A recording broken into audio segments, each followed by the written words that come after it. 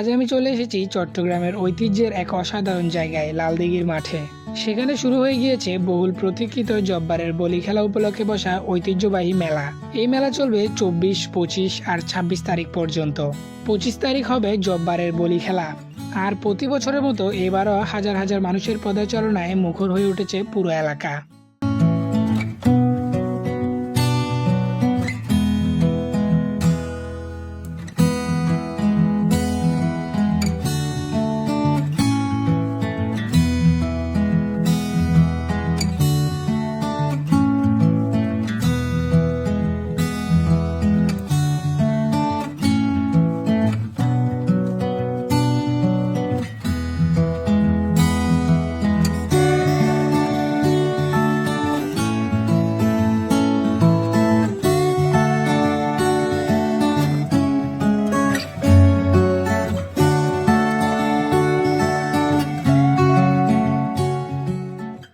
এখানে খাবারের আয়োজনটা সত্যি দারুণ। গ্রাম বাংলার ঐতিহ্যবাহী পিঠা থেকে শুরু করে ঝাল ঝাল চটপটি, ফুচকা, জিলাপি, বাতাসা সবই আছে। শুধু খাবার না, বাচ্চাদের জন্য রঙিন খেলনা, মেয়েদের জন্য চুড়ি, অলংকার, প্রসাধনী সবই পাওয়া যাচ্ছে এই মেলায়। তবে এই মেলার সবচেয়ে বড় আকর্ষণ হচ্ছে বেতের তৈরি জিনিসপত্র।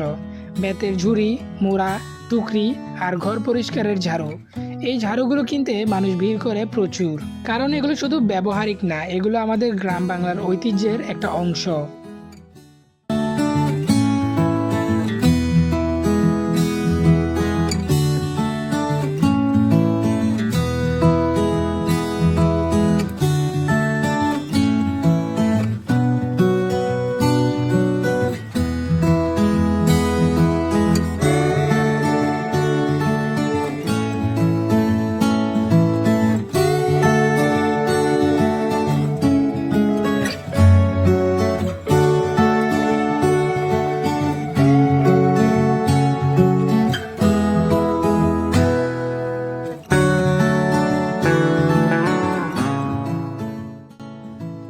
এই মেলার আসল কেন্দ্রবিন্দু হলো জব্বারের বলি খেলা। এই বলি খেলার ইতিহাস কিন্তু অনেক পুরনো। 1909 সালে ব্রিটিশ শাসনামলে আব্দুল জব্বার নামের একজন ব্যবসায়ী এই খেলার আয়োজন শুরু করেন।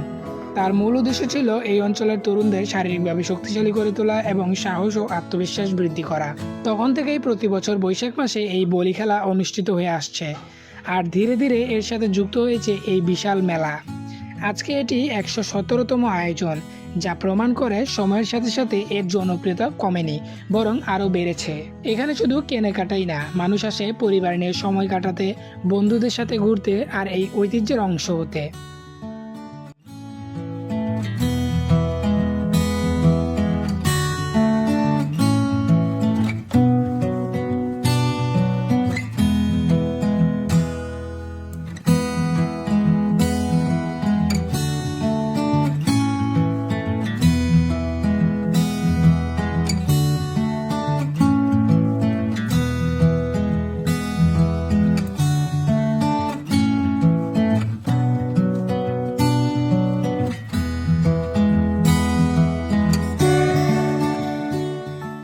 সত্যি বলতে এই মেলায় আসলে একটা আলাদাই অনুভূতি কাজ করে, যেটা শুধু ভিডিওতে পুরোটা বোঝানো সম্ভব না। যদি আপনি কখনো চট্টগ্রামে আসেন এই সময়ে, তাহলে এই মেলাটা অবশ্যই ঘুরে যাবেন, কারণ এটা শুধু একটা মেলাই না, এটা আমাদের সংস্কৃতি, ইতিহাস আর আবেগের একটা অংশ।